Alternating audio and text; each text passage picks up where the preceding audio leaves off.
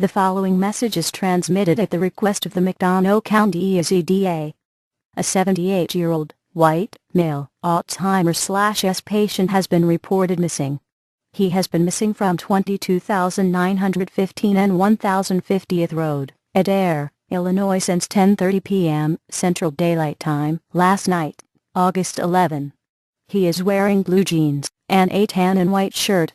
He is reported to be on foot. If you have any information, call the McDonough County Sheriff Office at 309-833-2323.